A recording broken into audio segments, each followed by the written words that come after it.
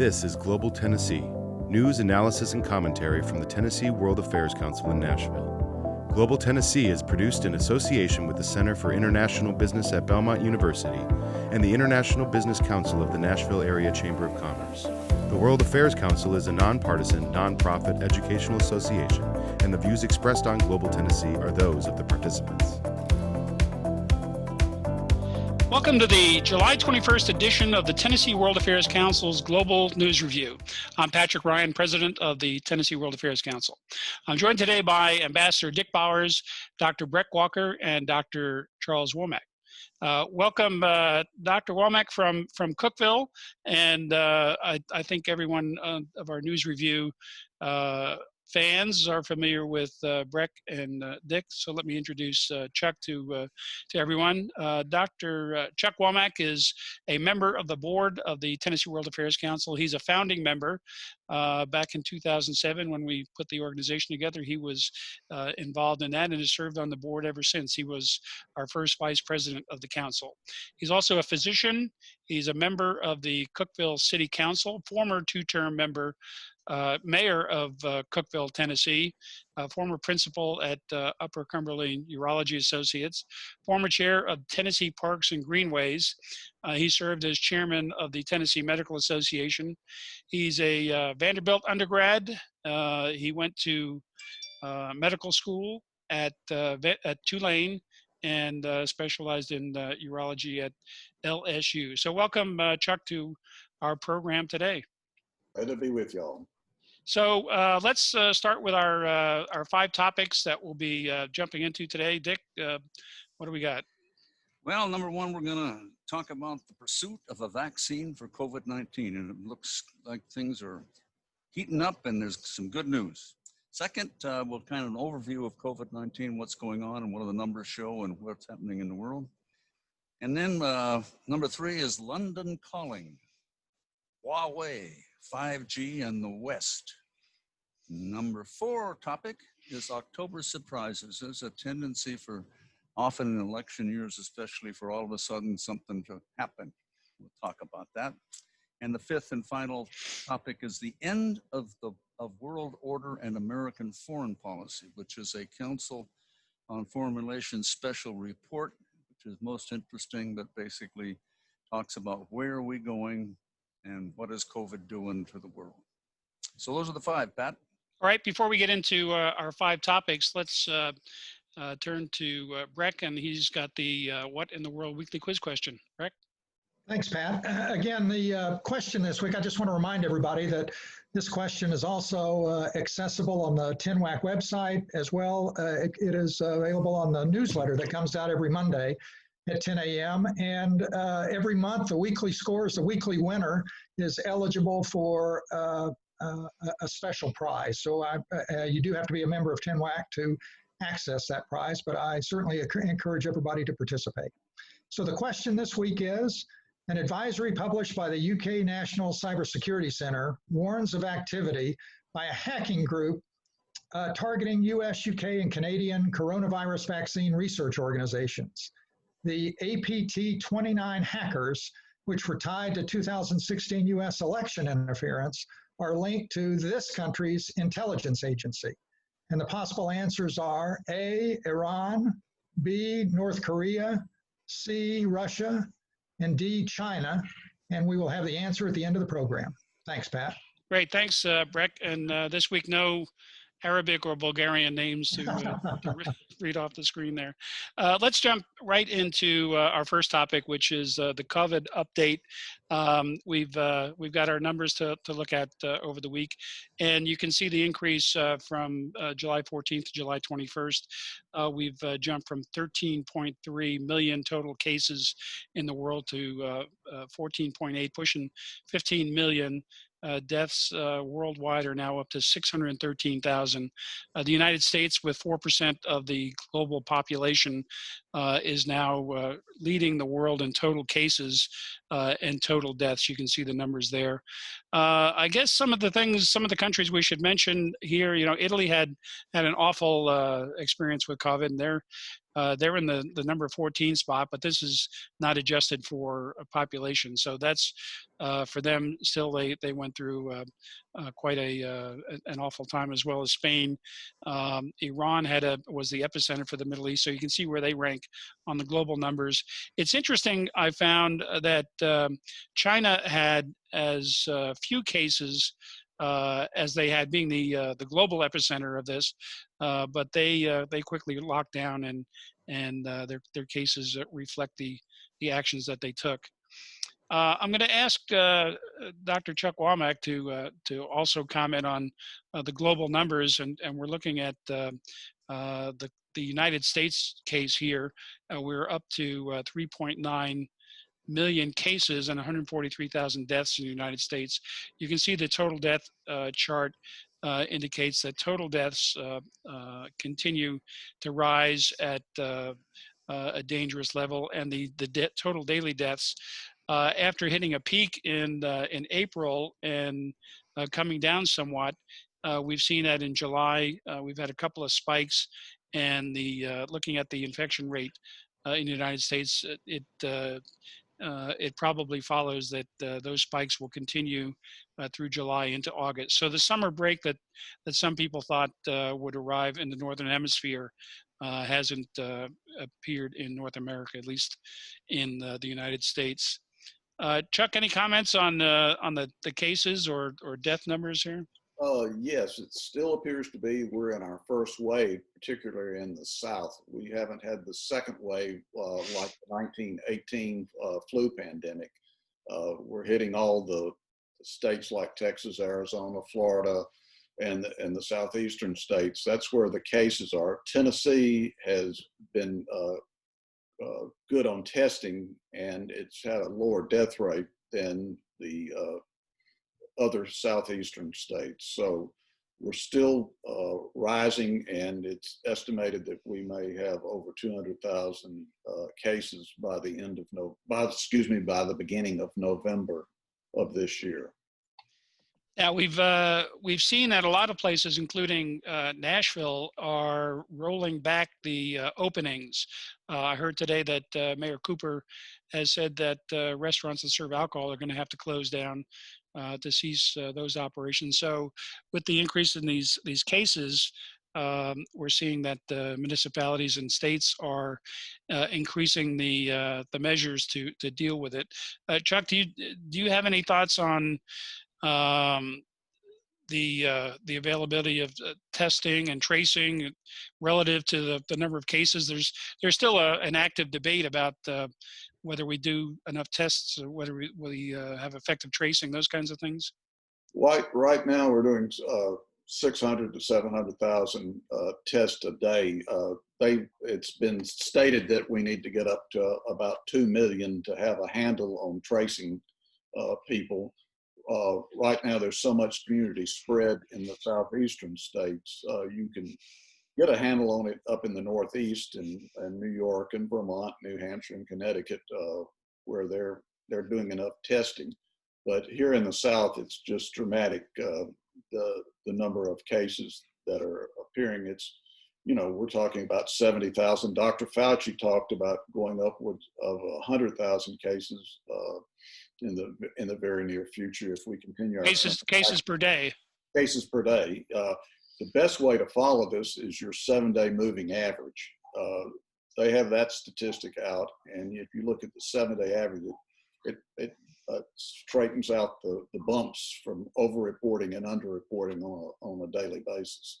Now, the CDC was the belly button for all these reports, and in the past week, there's been news reports that suggest that the White House is ordering a change in reporting to HHS rather than the CDC. Any thoughts on what that might do with the public availability of data? Well, hopefully it will get better.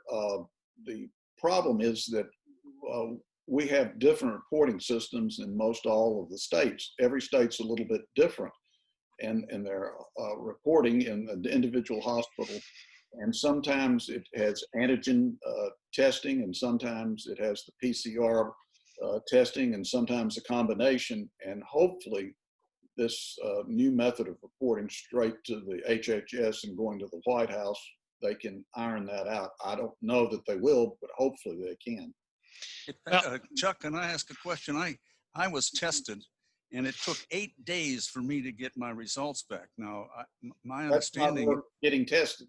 That's right, because I could be raging full of virus and I don't know it. And so the turnaround time is critical as well as the testing, right. Am I right?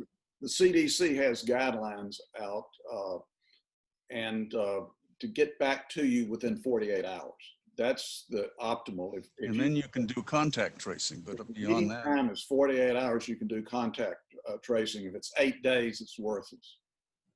Well, so Pat, what about on the international arena, all these countries that have real troubles, like Bolivia? I was checking on them, and there was an interesting fact that popped out that down in Santa Cruz, in the lower out levels, their cases are about 3 or 4 times what there is in the very high altitudes. Very high altitudes, there's not as much infection. And I'm just wondering if there's some biological connection there, Dr. Womack, between height. Does the virus react to it? Well, there's probably some other variables there. I would suspect that the more remote, there's less infiltration of infections from outside those communities, and probably less social distancing issues. La Paz is at 12,000, 13,000. Oh, I see what you're saying. Okay. Well, then— as opposed to Santa Cruz, which is down about 500 or 600. Then I will stop playing doctor on the webinar. Anyway, there's a lot of data out there to be mined, I think. Yeah. Okay. Well, we're going to roll right into topic 2, which is connected to our COVID numbers, and Dr. Womack is going to take the lead on this. And we've got a couple of slides talking about the timeline, and then he's going to get into a couple of Journal of American Medical Association articles that he'd like to talk about. Chuck? Well, this slide right here shows the whole thing as far as the United States is concerned. We're the top of the curve, the clear, the white area, and you can see dramatically in the last several weeks how it's grown dramatically in the U.S., particularly in the Southeast, as I was alluding to earlier, and that's just devastating. The number of people who went out around Memorial Day after the lockdown was lessened in the southeastern states really made a difference. The contact there, the cases are all younger. The average age going into the hospital now is in the early 40s, and contrasted with 65 in New York back during March. And so they're not quite as sick, and they're able to live. And so the death rate is down to some extent because of the younger population. So, but we're really rising, and eventually it'll get to the older people over 65, and that's where you get your mortality rates. Right now, if you're over 85 and you catch it, there's a 1 in 3 chance you'll die. In contrast with people under 20, there's practically nil that you'll have a mortality rate from that. So the younger people are getting it. They're in close contact. There's not been masking, which has been recommended by the CDC. Dr. Redfield had an editorial 1 week ago in the Journal of the American Medical Association saying that it's our civic duty, everyone out in the public way, to mask.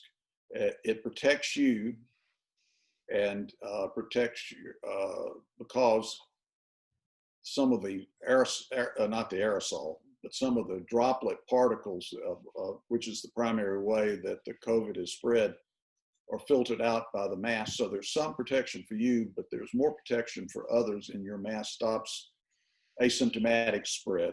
And so Dr. Redfield stated a week ago that if everyone, which is about 80%, if you can get 80% of the US wearing masks in public, you could really slow the transmission down and practically stop it. hopefully get the R value under 1. Chuck, did you want to make any comments about the slide, the timeline of? I wanted to talk about the timeline. Excuse me. It's 6 months and 1 day since our first case here in the United States. You know, obviously, first cases were talked about in China back in December.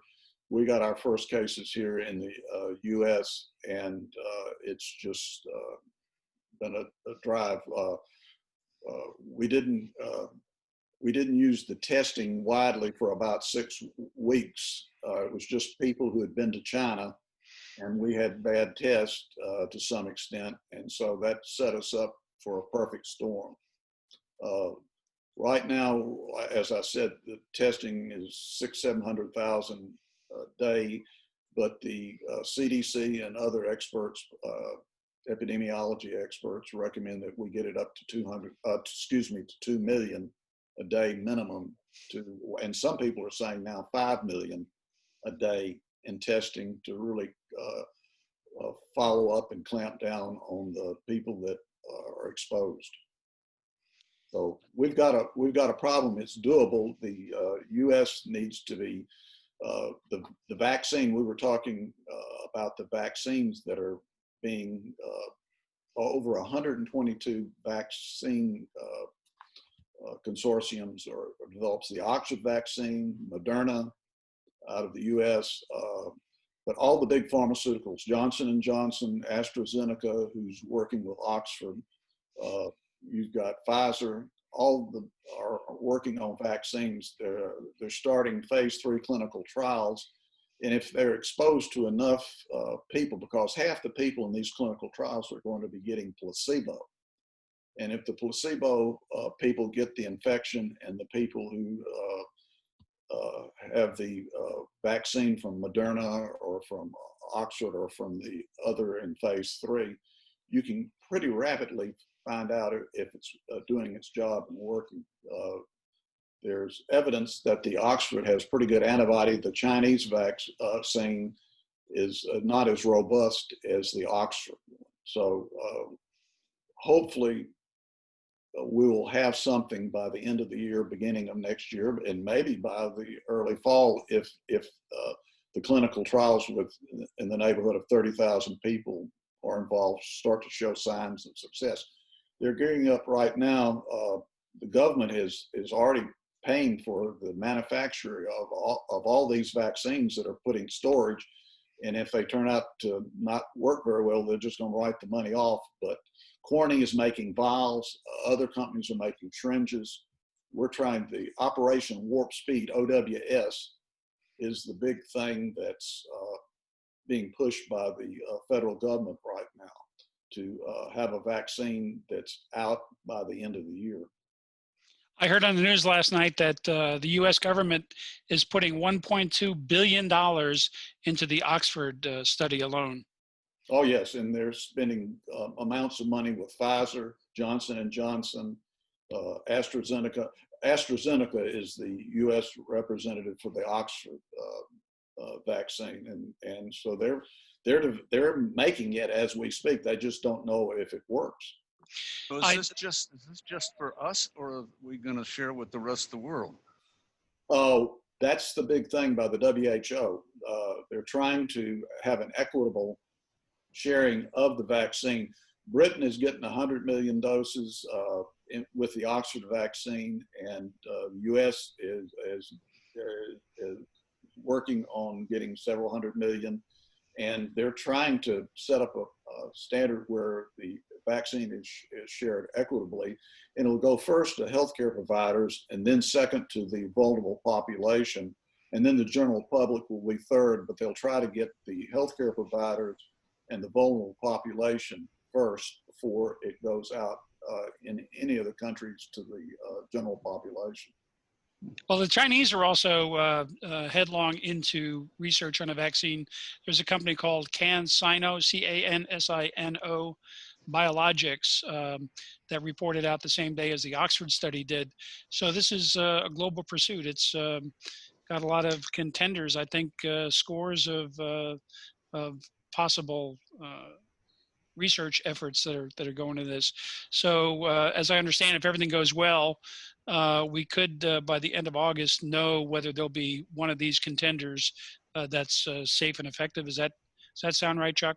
No, the clinical trials are starting, and it'll take several months to get enough data from the roughly 30,000 people who get the vaccine or placebo to see who's getting sick and who's not getting sick. Okay. But Is this all going to play into domestic politics, where some candidate can say, "See, I told you so. We got this licked." enough money at that. Say that as a possibility. Anything going on in the world, Dick, is subject to American politics. Chuck, you were talking about the trials. I understand that some of these trials are going to be in Brazil and South Africa. Yes, they're doing international trials, not just the U.S. and. But that's the Oxford vaccine. The Oxford vaccine is probably the one most farther along at the present, but Moderna is having good antibody reactions, and they're going to be drawing blood on all of these people to make sure that it's producing enough neutralizing antibodies and the T cells are activated and for exposure to the COVID virus. Well, we'll keep our eye on that certainly. And one other thing, real quickly, is the monoclonal antibodies. That is the hot new thing that may be out in the next 2 to 3 months. That monoclonal antibodies, which you can be given as an infusion to people that are exposed and to people in the early stages, that it may be a thing to do as a stopgap until we get the vaccine out. Okay, well, we'll keep our eye on all that reporting. Let's move on to topic 3. Breck, you're bringing us Huawei 5G in the West, and it seems that you can't go through a week's worth of news without having to wade through COVID and China. So here's our China piece. You're on. Okay, well, thanks, Pat. The Economist magazine recently posed what I thought was an important, very 21st century foreign policy question. Should a goal of U.S. foreign policy be to hobble or even restrain China's technological and economic rise? And if you took that question a layer down, we might ask, how do we in the West do business with a technology superpower whose products could possibly pose risks to our national security and whose values are fundamentally opposed to our own? Or even more specifically, are we in the West willing to trust a Chinese company with our 5G networks? Now, the answer to this question gets even more complicated because the question really is, should the West boycott Chinese 5G technology when that technology is superior to anything else out there, when the rollout of that technology using the Chinese company would be much, much quicker, the cost would be considerably lower in comparison to alternatives, and the result of a Western boycott will undoubtedly be economic reprisals from China. So that's a lot to talk about, and hopefully I'll be very brief about it, and then we can all talk about it together. But I guess the first question I wanted to start with is, what is 5G wireless technology? Now, unfortunately, my knowledge about this is both an inch wide and an inch deep, but from the very biggest picture, 5G wireless technology is characterized by absolutely blazing speed, transmission of information. It supposedly gets up to 100 times faster than 4G technology, which means it's almost instantaneous delivery, data delivery. So that kind of performance is necessary for lots of artificial intelligence applications. It's essential for driverless cars, linked robotic factories to really take off. So 5G promises this huge expansion of connected devices, what the experts call the Internet of Things, where almost every device in our home and businesses will be connected. So 5G promises to change the way we live and work in the world down the road. It's still in its fairly early stages of development. There'll be no meaningful rollout earlier probably than 2025. There are plenty of people out there that think the technology is a little overhyped, but the economic potential for companies is huge in terms of future revenue. Now, right now, there are three telecom equipment companies that dominate this early stage of the 5G market, and they are Huawei from China, Ericsson from Sweden, and Samsung from South Korea. ZTE, which is a Chinese company, is a distant fourth. Those four control about 2/3 of the 5G market today, with Huawei having about half of that. And regrettably, there is no American competitor on the 5G wireless network manufacturing side. There are American companies that provide components that the big four use in their networks, but we do not have a company that is a network provider on the 5G side that is of any consequence, at least right now. So who is Huawei? Well, it's a Chinese company founded in 1987 by Ren Zhuanfei. He's a former officer in the Chinese Army's engineering group, and he's a current member of the Chinese Communist Party. Now, Huawei is the largest manufacturer of telecom equipment in general, after Ericsson is second. It is also the second largest manufacturer of smartphones after Samsung and ahead of Apple. And as I said, it's dominant in the 5G network space from a technology and pricing perspective. It had revenues in 2019 of approximately $120 billion. It has some 200,000 employees worldwide. And over the last few years, it sold products into more than, and often mobile phone products, but sold products into more than 170 countries. It's a privately held company and supposedly employee owned, but there is not much transparency to what its ownership structure actually is. There's no public official data on that. Now, the telecom sector for China, the Chinese government has deemed that sector to be strategically vital to the nation. And that has resulted in the Chinese government, as it does with other companies that it determines to be strategically vital, it's given a considerable amount of aid to Huawei to make sure over time that it becomes a world-class company, and certainly it has. Now, that aid takes the form of government grants. There's some reports that maybe Huawei received as much as $200 billion from the Chinese government in 2019 for research and development.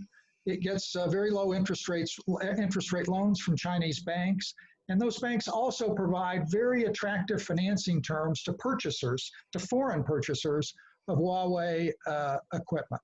So for Huawei, this Chinese governmental help has resulted in much larger research budgets than it otherwise probably would have, a big technology lead over the competition, and the ability to price competition out of the market. And just as an example of that, not so long ago, Huawei underbid the Swedish firm Ericsson by 60% to provide the network equipment for the national 5G network of Netherlands. And you'd think that the Chinese government subsidies had quite a bit to do with that, with the ability to do that. And so right now, Huawei, this Chinese company, is the highest quality, lowest price producer of 5G network equipment. So what's the foreign policy issue surrounding this very impressive Chinese company? Well, in the first instance, the United States has for more than a decade asserted that Huawei is kind of an outlaw company, that it's regularly engaged in stealing technology from the West, and that it has on several occasions evaded U.S. sanctions and sold products to Iran. But much more than that, the United States worries that if the West adopts Huawei's 5G networks, that the Chinese government will be able to use those systems to spy on the West and could use those systems to disrupt our critical infrastructure in future confrontations. Now, again, the promise of 5G, as I said, is this blinding speed, almost instantaneous transmission that will prove to be integral to the West infrastructure down the road. Public utilities will use it, communication networks will use it, transportation networks will use it. You get the picture, I think. And this represents a national vulnerability. Whomever has access to those systems could do a lot of damage to those systems. And the United States fears the Chinese government will have access to Huawei systems. Now, Huawei and Mr. Ren have been very public saying that that would never happen, that they would never spy for the Chinese government. And I would note that Mr. Wren is not saying that the capability to do that is not there. He's just saying they won't do it. And it's true that there's no evidence that any spying has taken place to date, although, again, we're in the very early stages of 5G rollout. But the Trump administration, even the Obama administration, Congress, and the wider intel community, of course, are not buying those denials, maybe in part because of our own recent experiences in our government forcing telecom providers to turn over certain kinds of information. But the United States is taking steps, the Trump administration is taking serious steps to prevent Huawei from dominating the 5G market in the future. And for example, in 2018, the Trump administration banned the US government from buying any products from Huawei. In the same year, the administration pressured, I think it's fair to say, AT&T to walk away from a deal to sell Huawei smartphones. In May 2019, the Commerce Department put Huawei on its entity list, which bans Huawei from buying US products without government permission. And that list, companies go on that list when they're engaged in activities that the US government has determined would be contrary to the national security of the US. And so Huawei's networks require them, right now at least, to buy a lot of equipment from US manufacturers that go into their products. So software, chips, that kind of stuff.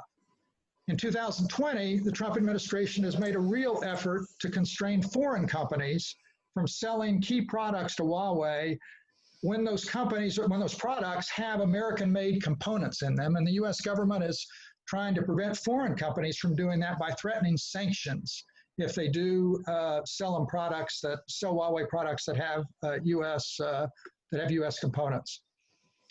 Washington is also, and this has been in the news very recently, has been pressuring Western allies and Eastern allies, for that matter, to prevent Huawei from developing their 5G infrastructure. And so threatening, in one instance, to stop sharing intelligence with countries that use Huawei equipment. And so far, Australia, New Zealand, and Japan have, for all practical purposes, banned Huawei from building their 5G networks.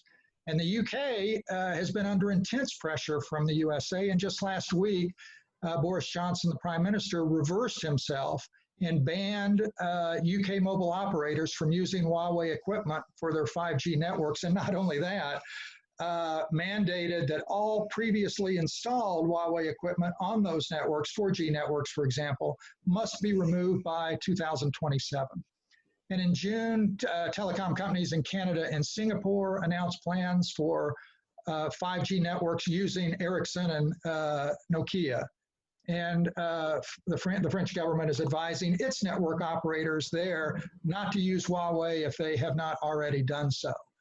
The big question is Germany, and Germany has not made a decision yet and will decide what manufacturer they're going to go with sometime this fall. So I guess on this, I would make the following quick comments and then open it up for discussion. It does seem to me that the Trump administration has made considerable progress in hobbling Huawei in its plan to become the dominant supplier of 5G networks to the West. The big test on that will be what Germany decides this fall. There is some concern among our allies and in the press that Trump might reverse this very hardline approach he's taken on Huawei if he gets a favorable trade deal from Chinese President Xi. And we'll see on that. That could be a last-minute October surprise, perhaps, in anticipation of the election. My next point would be the impact of all this machination on global free trade remains to be seen.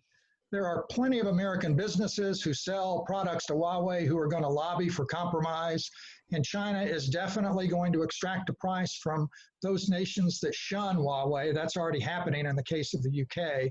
So trade protectionism may be further on the rise in the future, and with this being perhaps the first step, and it spreads to a wider group of products. It does seem to me that this is an area where it would not be wise to run national security risk, especially with a country like China, a rapidly rising power who does not want to abide by the rules generally accepted by the larger international community. And this vulnerability, if we had Huawei 5G network, this vulnerability seems unquantifiable and potentially very great. Now, it's another question entirely if we should use diplomacy to try and restrain Chinese companies in the technology area in their future growth and profitability. I suspect that there are likely good arguments on both sides of that question, but adopting that tack would certainly envision a different world order than that envisioned by George H.W. Bush with the demise of the Soviet Union. And it might result, and this isn't my phrase, but it's the economist's phrase, but it might result in a sort of technological iron curtain that could divide the world economically in a way similar to what to how the world was divided ideologically during the Cold War. So Pat, I guess I open it up for your all's comments. Well, I find this a very interesting topic because it's got so many different dimensions: technology, international relations, trade, Espionage. espionage. I think I mentioned to you, Breck, the case of the African Union headquarters. The Chinese offered to build a brand new, from the ground up headquarters for the African Union, a regional association of African nations, headquartered in Addis Ababa, Ethiopia. And in 2017, it was discovered by some technicians that from midnight until 2 a.m., their data usage was rising precipitously, not tied to anything going on in the headquarters, which was largely empty at midnight. And they did some digging around. They found out that at midnight, their servers were doing an automatic data dump to Shanghai. So the Chinese generosity in building this headquarters and the infrastructure had a back door to it. And you know, we talk about apps like TikTok, which is a suspect for being used in a malicious way. You know, we've had hacks of the Office of Personnel Management in Washington, in which a couple of million records of federal employees have been scooped up by China. So I think it's proper to be cautious about this because the technology could easily be turned around and used against the West and the United States.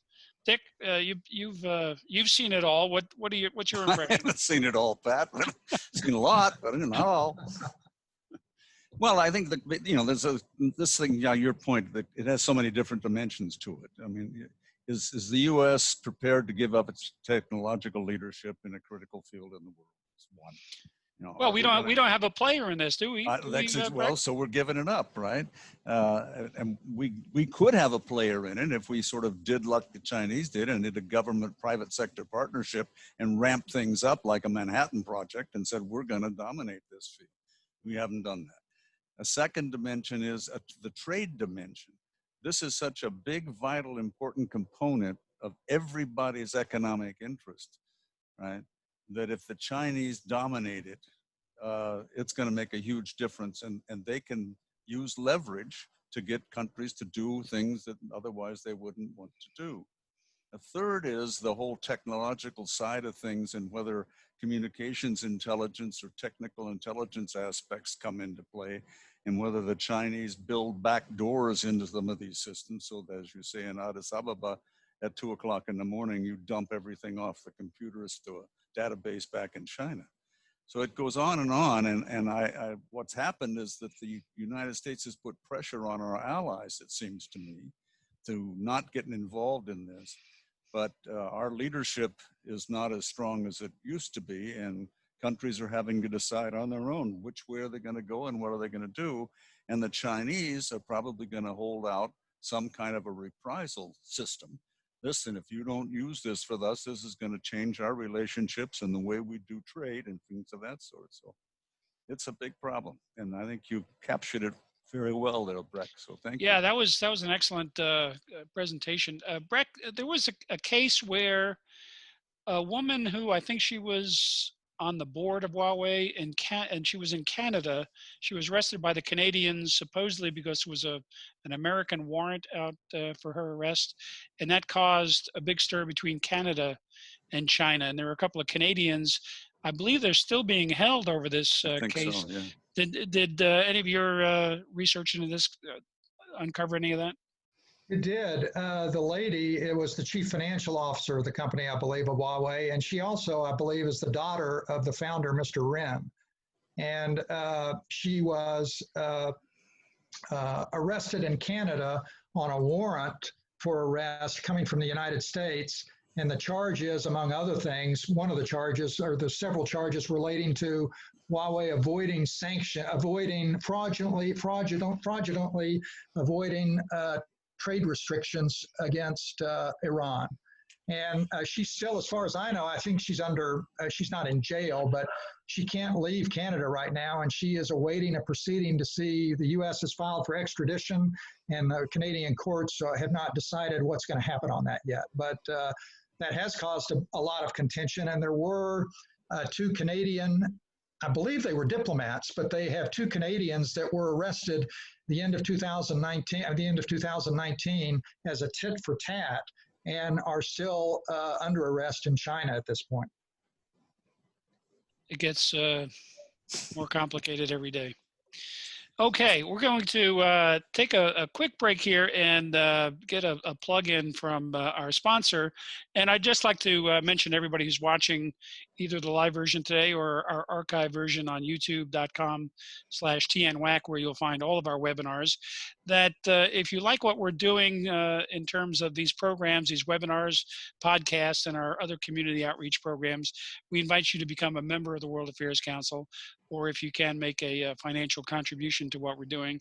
We're a nonprofit, nonpartisan organization. We bring you spectacular guests like today's speakers, Ambassador Bowers and Dr. Walker and Dr. Womack. Next week, we'll have two ambassadors and two Ph.D.s talking about the topics of the week. So we're working hard to bring you great programs, and hopefully you'll be able to support us with membership or a gift in what we're doing. Okay, onward and upward, we're going to head towards our fourth topic, which is called the October Surprise.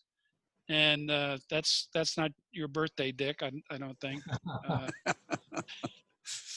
But the idea of October surprises stems back probably even before the Reagan case in 1980, but that's sort of the conventional wisdom of where we got October surprise from, and that deals with a case where the Iranian hostages being held in Tehran for almost a year at that point when the election was coming up. There was concern on both sides of the aisle, both Mr. Reagan, who was the Republican nominee for the presidency, and President Carter, who had been in office since '76 and was the president during this Iranian hostage deal. The Reagan camp was worried that Carter would make an arrangement in October just before the election to get the hostages back, and that might tip the election. And on the other side, there was concern that the Reagan administration was secretly dealing with Iran to have the Iranians hold on to the hostages beyond the date of the election, so that Reagan would not be impacted by a release of the hostages. And at the time, Breck, you might recall the details. I believe there were negotiations going on with Algeria. Algeria was the go-between with Iran and the United States to get the hostages back. So the year-long crisis was coming to a head then. And there have been a couple of books, most notably by Gary Sick, who was on the National Security Council and was involved in all the negotiations and guidance from the White House. It's most recently been used in a book called October Surprise, dealing with the 2016 election and domestic issues. So we won't get too much into that, but just the phrase October Surprise goes back to relating to something that one of the parties might do to tip the election. In the case of McGovern and Nixon in '72, Henry Kissinger was said to have told the press just before the election that peace was at hand, and this was the peace negotiations with Vietnam over the Vietnam War. We were negotiating in Paris, and supposedly Secretary of State Kissinger sought to tip the balance of the McGovern versus Nixon election by suggesting that there would be peace from the long Vietnam War at that point. We already talked about Carter versus Reagan. In 2000, the Gore versus Bush campaign, there was concerns at the end of the campaign in October of 2000 that the news of a arrest of Mr. Bush for drunk driving might impact the election, and some insiders saw that thought that the Gore campaign may have had that in opposition research and leaked it at the end.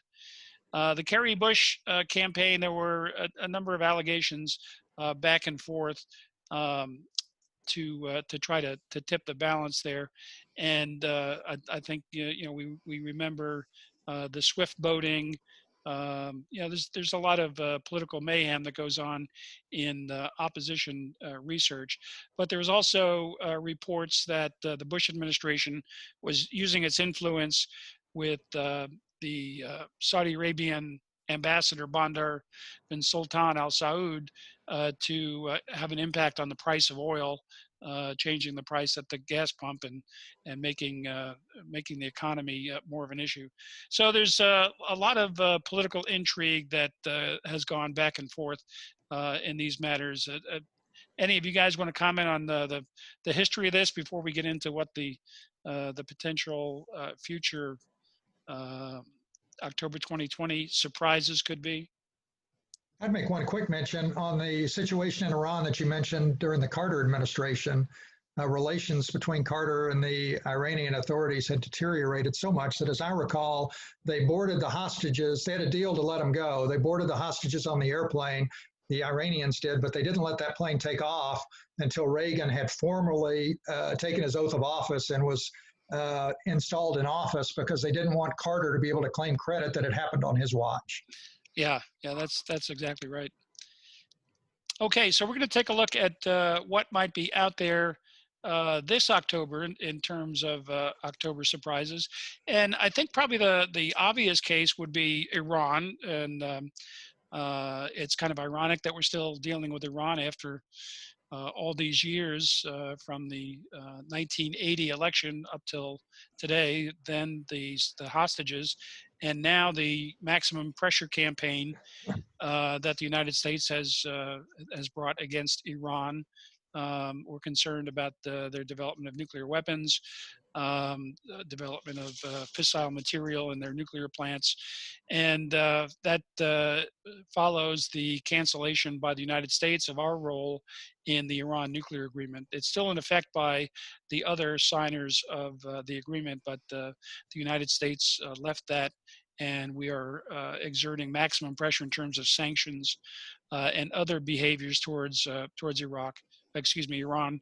And as we discussed last week, there's been a recent series of attacks on Iranian installations, including their centrifuge plant at Natanz and some weapons facilities and other facilities, chemical plants and so forth.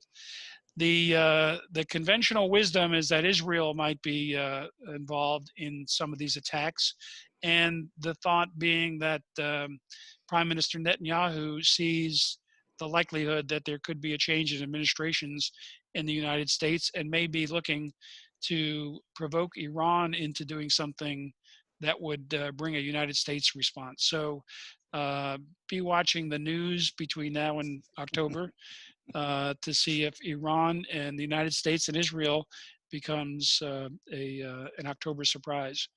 There's always the possibility that North Korea could be a surprise. They continue to build their nuclear weapons program despite the meetings, the summit meetings that President Trump and Chairman Kim Jong-un had in Singapore and Hanoi.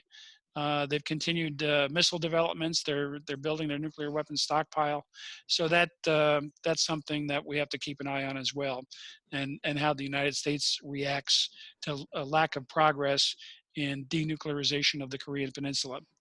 Venezuela, there's increasing pressure on President Maduro. We recently saw Iran sending tankers with gasoline to Venezuela to boost up the Venezuelan economy.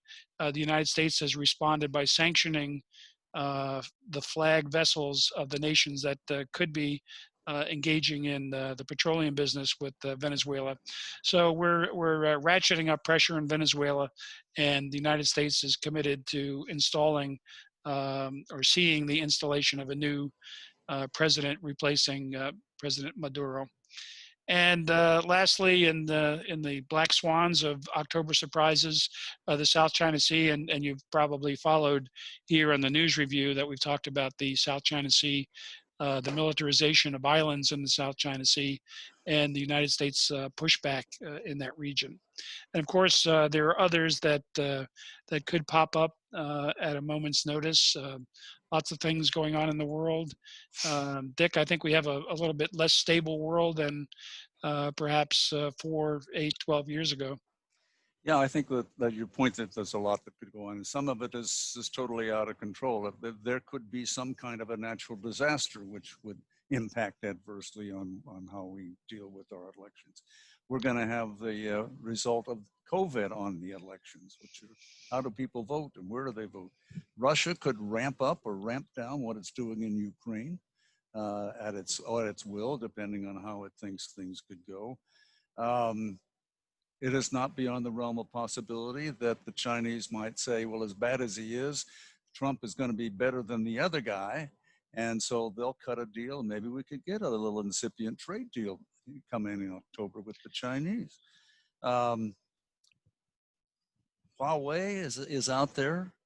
Something happening in South America. We got the border and immigration. There are all sorts of things that people can tinker and play with. So buckle your seatbelts, boys and girls. Another caravan from the Triangle in Central America, that could be. Well, we're putting the pressure big time on Mexico to make sure that doesn't happen. So I don't know if that, but it's theoretically, yeah. Yeah. Okay, I'll just mention to our attendees today, please get your questions in the chat queue or the Q&A queue. We'll be watching both for your questions at the end here. And we're going to turn to topic 5. Breck, you've got the lead on this, the item that we started last week, a conversation. Right, as Pat said, we did start discussing this article, that a long article, 45 pages, that came out, that was put out by the Council of Foreign Relations, called The End of the World Order. And the article suggests that after World War II, the world, I guess, has passed through 2 very different orders, and we're now in the midst of a third ordering of world affairs or international relations that is still underway. And the first world order post-World War II was the Cold War. The world was bipolar, split into American and Soviet camps, that there was a nuclear balance of power that kept the peace, mostly at least, along with a sort of a shared understanding as to what was legitimate behavior and what was out of line, out of bounds. And that, nations generally followed those bumpers, so to speak. And then the second ordering followed the collapse of the Soviet Union. And this was beginning in 1990 and lasting for probably 1 to 2 decades. But this was a US-led world order where it seemed like Western ideals of democracy and free markets were flourishing globally. One historian called it the end of history, so to speak, because things were going to work out so well, and from a Western perspective anyway. And it was backed by the immense military and economic power of the United States. And certainly the high point was perhaps the first Iraq war over Iraq's invasion of Kuwait, where almost the entire world followed the US lead in successfully opposing Saddam Hussein's aggression, which was considered by almost everyone way outside what was an acceptable global norm. And now we're in this third phase where global norms seem to be diminishing. There are more aggressive authoritarian governments. There's the rise of populism in the West, the balance of power and a global consensus over what is acceptable international behavior seems to be fading. And the question I wanted to raise today for our group is this: why did the New World Order, envisioned by first, I think it's fair to say, George H.W. Bush and his administration, people like Brent Scowcroft, why did the world order envisioned by Bush and Clinton, the Clinton administration, the one that followed the demise of the Soviet Union and was centered on U.S. leadership, why did that world order fail? And All so, right. yeah, Pat, or you or Chuck or Dick want to weigh in on that? Go, Pat. Well, I think it might have been overly optimistic that simply the closeout of the enterprise known as the Soviet Union might have given Mr. Bush, and there was a great consensus in the world that the invasion of Kuwait by Iraq was a bridge too far. But I don't think that erased the tensions between the Russian Federation and the West, which probably attributed to the initial disruption of the as Bush envisioned it, the new world order. For a time there, the Russians and the Americans got along very well, but the Russians were in a inferior position and still were a nuclear power, and they deserve to be reckoned with in terms of national security issues. Still a member of the Security Council of the United Nations, so they still exercise power on the world stage. And we see in the history of President Putin the resurgence of Russian nationalism, which may have been beaten down in the 90s, but it came roaring back with the moves into Georgia and now Ukraine, threatening the Baltic states, pressuring states that have joined NATO. It's really, I don't think the Russian nationalism ever disappeared. I think it was just below the surface as the post-Soviet Union Russia reoriented itself. I also think that in terms of the rise of China, for a time, China was not as aggressive in rhetoric or behavior as they've been in the last 4 or 5 years.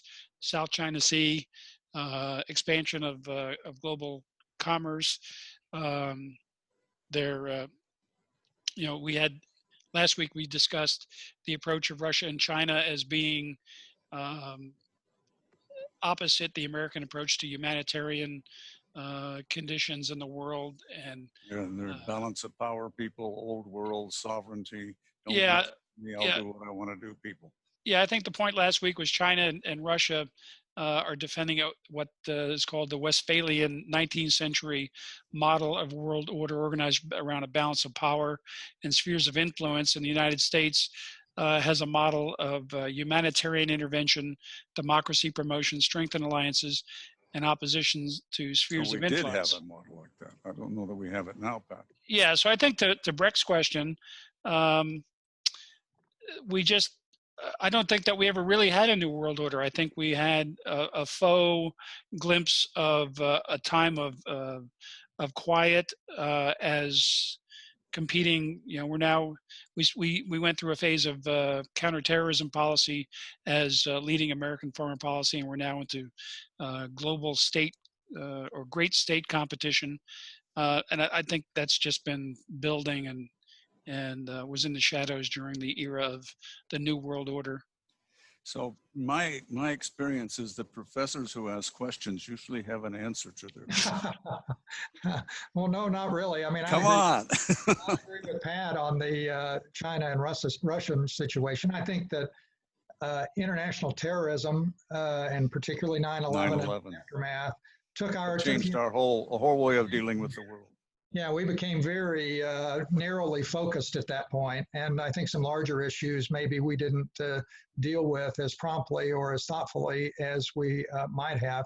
I also think that in both the Obama and Trump administrations pulled back in terms of American leadership in the world. They pulled back on that for different reasons, but I think that not having, and we've talked about this before, but having the United States take a back seat on some major international issues, I think does not promote a stable world order. In fact, I would argue that the whole Trump orientation of America first is antithetical to the idea of a stable world order and is contrary to everything that Democrat and Republican diplomats throughout the Cold War felt was necessary to maintain a stable world order, which in particular meant alliances are so important that we ought to be willing to sacrifice as the United States to keep those alliances strong and intact, because in the long run, they'll benefit us.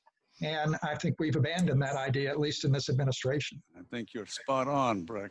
I think I was in Bolivia in 1991, and I remember the Chinese had an embassy there, and I established a good relationship with the Chinese ambassador. The Russians had it was the Soviets had an embassy there, and then the transition to Russian Federation. But the guy that was there, who was the former ambassador of the Soviet Union, was a hardcore old communist guy. But he liked to drink a lot of vodka. I didn't drink a lot of vodka, but we spent some time together, and he was totally at odds ends. What's going to happen to my country? What's going to happen to me?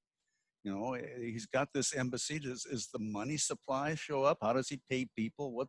All these kinds of questions. And, you know, he was looking to me. Another time, the United States has such a big profile. Back, I think it was 92, there was a terrorist attack against the Israeli embassy in Argentina. And the Israeli ambassador in Bolivia knocked on the door, and we basically turned over everything we could turn over to make sure that his security was safe. So the idea that the United States was the leader of all these kinds of things was very much extant at that time. I don't think that's the case anymore. Yeah, I think there was an interim period where, after the fall of the Soviet Union, we did enjoy that level of leadership that you talked about, and there was I don't think it was a new world order. I would prefer a different name, a different world order. Well, it wasn't bipolar, Pat. I mean, there was a vacuum that we were. The Cold War determined everything back in then. You were either on their side or our side. It was very hard to be unaligned. There was an unaligned movement, but it was tough being out there in that way. And then all of a sudden, the enemy goes away, and we're the predominant power in every aspect of power.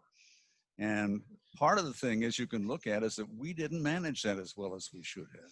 Yeah. I mean, we could have reached out more to the former Soviet Union and to Russia and to help them with things. We kind of walked away from them in many respects during that transition period. So the world goes on. Right now, I think we're in another transition period, Breck, where COVID is going to change the world markedly and forever. Yep. And we'll see how we come out of there. But right now, I do not like to see the let's go it alone America style. And it's not in our long-term national interest and in our foreign policy interest to not have allies, or not saying we're going to do everything we can to do it together with everybody else. Well, I think there's two pieces here in the breakdown of the New World Order, and I would say they're Russia and China, and we explored that a little bit last week. But Breck, what do you think of the notion that post-Soviet collapse, that the United States pushed the expansion of NATO too far and too hard, and any Russians that were looking to be cooperative with the West got their backs up? Yeah, at least what I have, I think you're right. I think that Putin was significantly motivated by the U.S. continuing, despite alleged promises at the time that the Soviet Union came apart from the U.S. government even, that we would not bring Eastern Europe into NATO. And there's, I guess, differing versions of what was said and what wasn't said. But Ukraine was kind of, when there were conversations about the possibility of Ukraine becoming part of NATO, that was probably a last straw from Putin's perspective, and probably provoked perhaps the annexation of Crimea. On the other hand, if we hadn't put a protective net around much of Eastern Europe and certainly the Baltic countries, it would have been interesting to see what would have happened if Putin had come to power as he did. Those people would probably not be nearly as well off as they seem to be today, at least. Yeah. What do you think? Oh, I think it was. I think our current situation is attributable to some extent in the reaction to the expansion of NATO. But you know, you never know what would have. You know, the big if we hadn't expanded NATO, would the Russian Federation, after they regained their footing post-Soviet Union collapse, would they have sought to reincorporate Eastern Europe into their sphere of influence? Well, my big dream was to somehow work to ensure that Russia would see itself in its best interest to become a part of NATO, a strategic alliance within Europe, and then they make the commitment to Europe. They're not just sort of, well, sometimes we're Europe and sometimes we're not, and we've got that great plane that goes through Poland and all our enemies come marching in through there, so we have to protect ourselves. I think my dream world would have been that Russia saw it in its long-term national interest to become part of NATO, which was basically a United States of Europe, with the big brother over there across the sea available if we need him. Well, that offer was made. There was some conversation about that. It just didn't happen. Chuck, I know you've represented the Tennessee World Affairs Council, as did I, with a delegation visit to Beijing and other cities in China in the last. I went, I think, 5 years ago, and you were a couple of years earlier than that. And my takeaway on China from that visit and subsequent readings is that China was rebuilding while the United States was chasing Osama bin Laden around the world and investing blood and treasure in Afghanistan and Iraq, and they were watching all that going on and building. I remember the first time I went from the Beijing airport to the hotel downtown, the miles and miles of skyscrapers and apartment blocks and just a fantastical economic boom. And then somewhere in the last 5, 6, 7 years, they've found themselves on the world stage in more expansive ways. And I don't know if you had any conversations at the foreign ministry or any of the other stops you might have made. But I found that the rhetoric was increasingly tense towards the United States. I can remember having a pretty interesting conversation with our delegation at the foreign ministry, which I didn't, I probably wouldn't have counted among one of the most high-minded examples of diplomatic The gray behavior. wolves got after you, Pat, right? There's no gray wolves out there. Yeah, it was definitely a wolf situation. But you know, now you look at this past Sunday, the Chinese ambassador to the United States on the Fareed Zakaria show, he said the United States just has to learn to accept that China is an actor on the world stage, and I think the United States recognizes that, and we sought and continue to seek trade agreements, and you know, there's going to be some. I don't know if it's the Thucydides trap or not, Dick, but there's going to be some friction as they look to expand their influence in Asia and the Belt and Road and the String of Pearls and all the other economic expansion that's going to necessarily involve military activity. We see a 25-year strategic agreement with Iran that includes military activities in the Persian Gulf. So, Breck, there's your new world order. You know, it's kind of screwed up. Well, we'll have one more segment on it next week, if that's okay, to talk about where should the United States go from here. Yeah. Yep, we sure that will. report is very good. I would, you know, I guess you could go to the Council on Foreign Relations and Google it and find it. It's, you know, it's both descriptive and prescriptive, and they come up with about 15 different things that they argue the United States should do and do differently than what we've done in the past. So get a hold of it, and there's more to talk about next week, maybe. Yeah, I would recommend taking a look at that for students of American foreign policy or people who want to be better informed. It's The End of the World Order, of World Order, not the World Order, and American Foreign Policy by Robert D. Black-Will. He's the Henry Kissinger Senior Fellow for U.S. Foreign Policy at CFR, and Thomas Wright Senior Fellow, Brookings Institution. It's on the Council on Foreign Relations, CFR.org website. It's their special report number 86 of May 2020. So take a look at that and join us for the discussion next week. And now we turn to Breck to close us out with the weekly quiz result. Right. Again, the question was, as you can see here, an advisory published by the UK National Cybersecurity Center warns of activity by a hacking group targeting US, UK, and Canadian coronavirus vaccine research organizations. The APT-29 hackers, which were tied to 2016 US election interference, are linked to this country's intelligence agency, and the answer there you can see is C. No surprise, Russia. All right. Well, that's going on. There was well, there's plenty of reports on hacking. The Secretary of State had a comment on hacking today in his press appearance with the British Foreign Minister. So there's a lot of things out there. That does it for us. I would remind everybody that tonight we have our Global Nashville with Carl Dean program. He'll be talking with Bob Rolfe, who is the Commissioner of the Tennessee Economic and Community Development Organization, the state of Tennessee, and they'll be talking about the economic development, the global implications here in Nashville and around the state. Next week, we'll have another news review. We'll be welcoming as our guest host Ambassador Cookeville, who was the United States ambassador to the African Union. I don't know if she was there when the Chinese hacked the headquarters, but we can ask that and many other questions. And we'll also be joined by Tennessee World Affairs Council board member Dr. Susan Haynes from Lipscomb University. She is a China expert, and we will welcome those two to our ranks as guest hosts. And for now, we would like to thank Dr. Chuck Womack for joining us today. Chuck, it was a pleasure having you with us. We enjoyed looking at your owl there. That's quite an attractive feature. And we look forward to having you back with us for a future program. And that's it for the news review today. Everybody be safe. Thank you all for coming. Thank you. Bye-bye.